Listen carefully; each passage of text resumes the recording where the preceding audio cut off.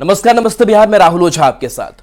नमस्कार, मैं हूं शुभम मिश्रा आपके साथ। और आज से बिहार में कांग्रेस की पदयात्रा, युवाओं को जोड़ने के लिए पदयात्रा होनी है। पलायन रोको नौकरी दो पदयात्रा ये है। पश्चिम चंपारण के भितिहरवा से यह यात्रा शुरू होगी।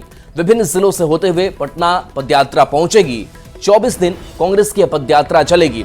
यूथ कांग्रेस और एनएसयूआई इसका नेतृत्व करेगा। तो बिहार में कांग्रेस की पदयात्रा की शुरुआत, और देखिए इस पदयात्रा के जरिए सियासत साधने की कोशिश।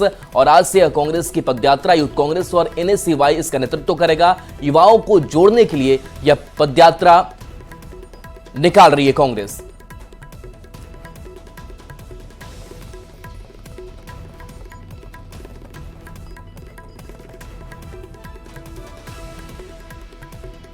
और होली के दौरान दो तस्वीरों से एक बार फिर से इस बात की सियासी कयास उठने शुरू हो गए हैं कि क्या निशांत राजनीति में एंट्री करेंगे। पहली तस्वीर जेडीयू दफ्तर से सामने आई, जहां जेडीयू दफ्तर के बाहर पोस्टर लगे थे जिसमें निशांत की तस्वीर लगाकर बिहार की जनता को बधाई दी गई थी। दूसरी तस्वीर शनिवार के दिन की है, जब होली के मौके पर सीएम नीतीश के बेटे निशांत ने जेडीयू के सीनियर नेताओं से मुलाकात की। वहीं जेडीयू के राष्ट्रीय कार्यकारी अध्यक्ष संजय झा, मंत्री विजय चौधरी, मंत्री जयंत राज, प्रदेश अध्यक्ष उमेश कुशवाहा समेत कई नेताओं से निशांत मिले। तो क्या निशांत राजनीति में एंट्री लेंगे, ये एक बड़ा सियासी सवाल है।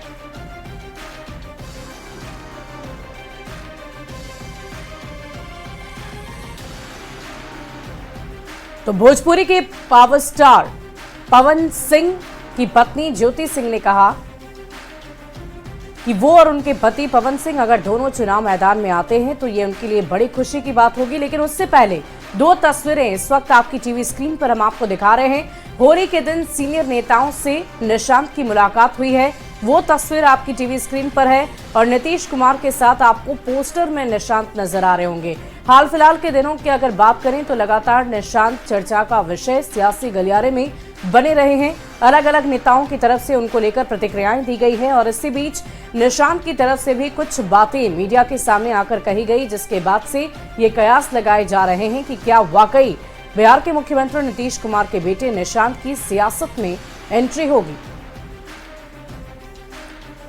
भोजपुरी के पावर स्टार पवन सिंह की पत्नी ज्योति सिंह ने कहा कि वो और उनके पति पवन सिंह अगर दोनों चुनाव मैदान में आते हैं तो ये उनके लिए बड़ी खुशी की बात होगी। ज्योति सिंह ने खुद काराकाट सीट से विधानसभा चुनाव लड़ने की बात कही है। रोहतास के काराकाट इलाके में होली मिलन समारोह में शामिल होने पहुंची पवन सिंह की पत्नी ज्योति सिंह ने कहा कि वह चाहती हैं कि वह और उनके पति दोनों चुनाव लड़ें। ऐसा संभव है कि दोनों एक ही पार्टी से चुनाव मैदान में आए और आसपास की ही विधानसभा सीट से अगर किस्मत आजमाए तो बड़ी बात होगी। उन्होंने कहा कि वो अपने पति पवन सिंह के सीट पर भी चुनाव प्रचार करने के लिए वक्त निकालेंगी। साथ ही सवालों के जवाब में ज्योति सिंह ने कहा कि वह चाहती हैं कि पवन सिंह जहां भी रहें खुश रहें। ज्योति सिंह के बयान से सियासी सरगर्मी बढ़ गई है। पवन जी तो ऑलरेडी लोकसभा का चुनाव लड़ चुके हैं, तो मुझे बहुत खुशी होगी कि हम दोनों मिलकर चुनाव लड़ रहे हैं। और ये मेरे लिए बहुत अच्छी बात है। एक ही पार्टी से जी, अगर हमें मौका मिलता है तो ये बहुत बड़ी बात होगी कि एक ही क्षेत्र से वैसे हो सकता तो नहीं। अच्छा, मान लेते हैं सपोज किसी और क्षेत्र से वो लड़ते हैं, किसी और क्षेत्र से आप लड़ रहे हैं। ठीक है, आपका तो कंफर्म हो गया कि काराकाट से ही लड़िएगा। तो फिर आप दोनों के पास इतना टाइम कैसे रहेगा कि आप दोनों एक दूसरे का सपोर्ट में उतरेंगे? रिश्ते में समय निकालना पड़ता है, तो हम बिल्कुल उनको, मुझसे जितना हो पाएगा मैंने पहले भी किया है और आगे भी अगर वो विधानसभा का चुनाव लड़ते हैं तो मैं उनके साथ हर कदम पे खड़ी, हर कदम पे साथ दीजिएगा। बस लास्ट जाते जाते आप पवन सिंह के बारे में दो बात आप बोल दीजिए, क्योंकि हर कोई चाहता है, हर एक पवन सिंह के चाहने वाले लोग, ज्योति सिंह के चाहने वाले लोग ये सुनने के लिए उतावले रहते हैं कि ज्योति सिंह पवन सिंह जी के बारे में दो बात बोले। वो दो बात बोल दीजिए। वो जहाँ भी हैं खुश रहें और बहुत तरक्की करें। भगवान उनको बहुत आगे बढ़ाए और बहुत आगे जाए।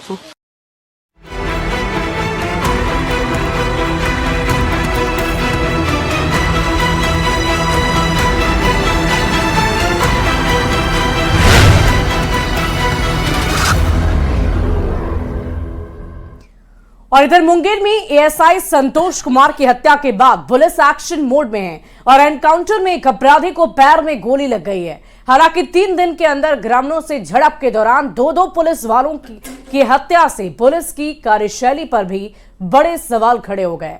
विपक्ष के नेता कानून व्यवस्था के मुद्दे पर सरकार को घेरते हैं, तो सत्ता पक्ष के नेताओं का यह कहना है कि अपराधियों को बख्शा नहीं जाएगा, जरूरत अगर पड़ती है तो एनकाउंटर भी होगा। बिहार में 3 दिन में 2 पुलिस वालों की मौत। गुरुवार को अररिया में एएसआई राजीव रंजन की मौत। अगले दिन मुंगेर में एएसआई संतोष कुमार की हत्या। अररिया के एएसआई राजीव रंजन की मौत की खबर अभी ठंडी भी नहीं पड़ी थी कि शुक्रवार को मुंगेर के मुफस्सिल थाना क्षेत्र के नंदलालपुर में ग्रामीणों ने एएसआई संतोष कुमार के सिर पर धारदार हथियार से हमला कर दिया, जिनकी मौत शनिवार को हो गई। और इसमें हम लोग जो एक्शन लेंगे वो शीघ्र ही आप लोगों को दिखाई देगा, और इसमें जो कार्रवाई होगी वो ऐसी कार्रवाई होगी कि आगे पुलिस पे इस प्रकार के हमले के मामले प्रकाश में नहीं आएंगे। दरअसल शुक्रवार को मुंगेर के मुफस्सिल थाना क्षेत्र के नंदलालपुर में 2 पक्षों के बीच विवाद की खबर आई थी। एएसआई संतोष कुमार पूरी टीम के साथ घटनास्थल पर पहुंचे थे और दोनों पक्षों के बीच विवाद को सुलझाने की कोशिश कर रहे थे। इसी दौरान भीड़ में से किसी ने एएसआई के सिर पर धारदार हथियार से हमला कर दिया। हमले में संतोष कुमार गंभीर रूप से घायल हो गए। पहले मुंगेर सदर अस्पताल में उनका इलाज कराया गया, बाद में बेहतर इलाज के लिए पटना भेज दिया गया, लेकिन संतोष कुमार की जान बच नहीं पाई। से उनके मतलब धारदार तलवार से धारदार हथियार से घटना घटित होने की उम्मीद की जा रही है। संतोष कुमार की हत्या के बाद पुलिस एक्शन में है। छापेमारी के दौरान 5 अपराधियों को गिरफ्तार किया गया था। थाने लाते समय पुलिस की गाड़ी हादसे की शिकार हुई। गुड्डू यादव नाम का बदमाश पुलिस की राइफल छीनकर भागने की कोशिश करने लगा, जिसके बाद पुलिस ने जवाबी कार्रवाई की। जवाबी कार्रवाई में गुड्डू यादव की पैर में गोली लगी। हाँ, जो एएसआई संतोष सिंह की हत्या में मुख्य आरोपी गुड्डू यादव है और इसके और अन्य भाई हैं, जिसमें से 2 भाइयों की और अरेस्टिंग हो चुकी है। संतोष कुमार की हत्या के बाद बिहार की राजनीति गरमाई हुई है। नेता प्रतिपक्ष तेजस्वी यादव कानून व्यवस्था के मुद्दे पर सरकार को फेल बता रहे हैं, तो डिप्टी सीएम विजय सिन्हा का ये कहना है कि ऐसे लोगों को उन्हीं की भाषा में जवाब देंगे, जरूरत होगी तो एनकाउंटर भी करेंगे। अपराध बढ़ता जा रहा है, अपराधी बेलगाम हो रहे हैं। इनको देखने वाला, इन अपराधियों पे कार्रवाई करने वाला सरकार जो है गहरी नींद में सोई हुई है। ऐसे लोग को चिन्हित कर करके जिस भाषा में समझेगा उस भाषा में प्रशासन समझाए। इनकाउंटर की भी जरूरत पड़ेगी, इनकाउंटर भी करेगा। अररिया और मुंगेर की घटना के बाद पुलिस एक्शन में है और ताबड़तोड़ छापेमारी और कार्रवाई की जा रही है। लेकिन सवाल है कि क्या बिहार में अपराध बेलगाम हो गए हैं? क्या अपराधियों को पुलिस का खौफ नहीं रहा? क्या पुलिस का इकबाल खत्म हो गया है? और यूपी की तरह क्या बिहार में भी एनकाउंटर जरूरी है? न्यूज़ 18 के लिए मुंगेर से अरुण शर्मा और अररिया से सतीश के साथ ब्यूरो रिपोर्ट। मुंगेर में तैनात एएसआई संतोष कुमार की हत्या के बाद देर रात पटना के दीघा घाट पर उनका अंतिम संस्कार किया गया। 8 साल की इकलौते बेटे कान्हा ने दिवंगत पिता को मुखाग्नि दी। कैमूर के मोहनिया के रहने वाले संतोष कुमार का पूरा परिवार पटना में ही रहता है, इसलिए पटना के दीघा घाट पर देर रात उनका अंतिम संस्कार कर दिया गया।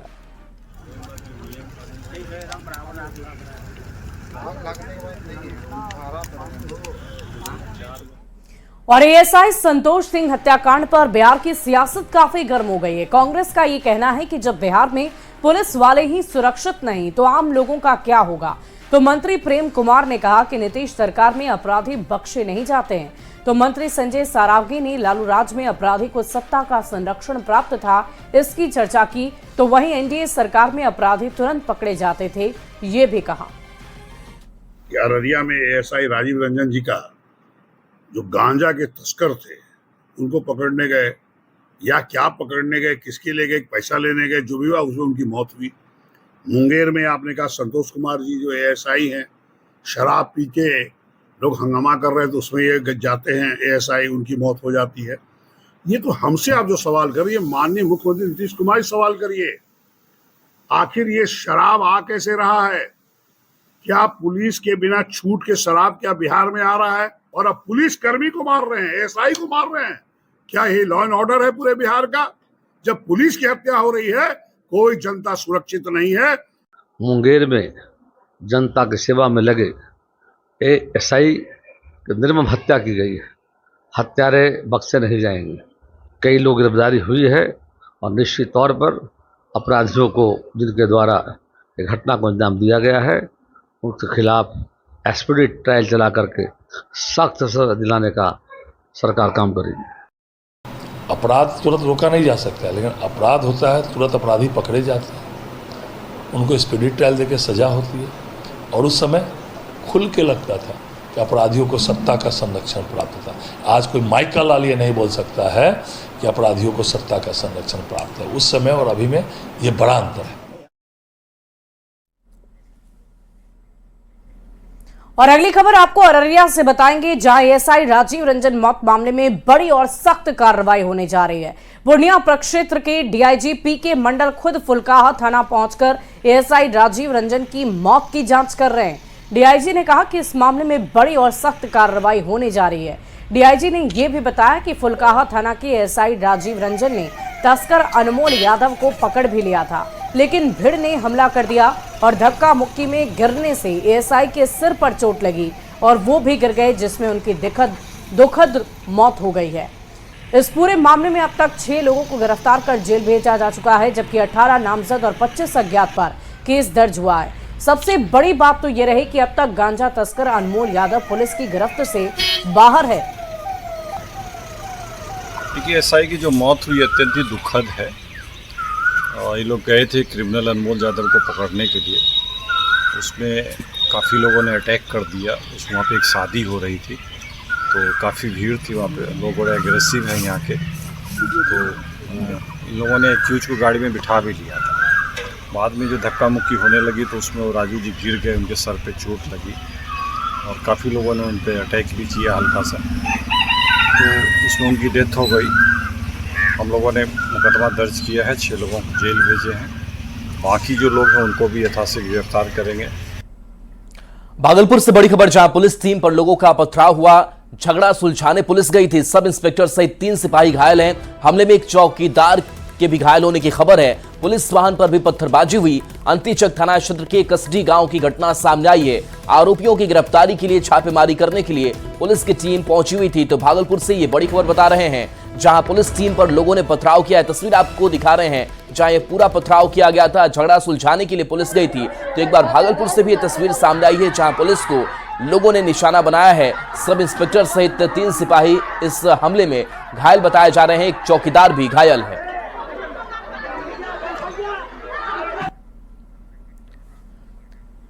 तो ये तस्वीर देखिए जहां किस तरीके से पत्थरबाजी होती है और इस पत्थरबाजी के बाद से पुलिस कार्रवाई में जुटी हुई है। लेकिन सवाल एक बार फिर से वही बना हुआ है कि आखिर बार बार पुलिस पर हमले ये क्यों हो रहे हैं, क्यों पुलिस निशाना बन रही है। क्योंकि पिछले कुछ दिनों की घटनाओं की बात करें तो 2 एएसआई की मौत अब तक हो चुकी है और देखिए लगातार जो पुलिस है वो कहीं पिट रही है, उसके साथ धक्का मुक्की होती है और पत्थरबाजी की जाती है, जिसमें जवान घायल हो जाते हैं। सवाल कही है कि क्या पूरी तैयारी के साथ पुलिस की टीम नहीं पहुंचती है। और देखिए, झगड़ा सुलझाने के लिए यहां भागलपुर में टीम पहुंची थी, लेकिन वहां पत्थरबाजी लोगों ने कर दी, गाड़ियों को क्षतिग्रस्त कर दिया और पुलिस किसी तरीके से जान बचाकर वहां भाग निकली। तो देखिए, ये भीड़ का जो चेहरा है वो इन दिनों पुलिसिया कार्रवाई के दौरान दिखाई दे रहा है, जहां पुलिस पर भारी ये पड़ रहे हैं। तो देखिए, चाहे वो मुंगेर हो, अररिया हो, इन दोनों जगहों पर पुलिस पर निशाना बनाया गया। यहाँ एसआई की मौत हो जाती है और अब ये भागलपुर से भी तस्वीर जो है वो सामने आई है, जहां अंतिचक के कसड्डी गांव की तस्वीर आप तक पहुंचा रहे हैं, जहां देखिए कैसे काफी संख्या में लोगों की भीड़ यहां पर है और ये भीड़ पुलिस को निशाना बनाती है। जाहिर सी बात है कि इस भीड़ की संख्या से कम ही पुलिसकर्मी वहां पर मौजूद थे जो झगड़ा सुलझाने के लिए गए थे और यहां पर लोग आक्रामक हो गए और इन पर पत्थरबाजी शुरू कर दी।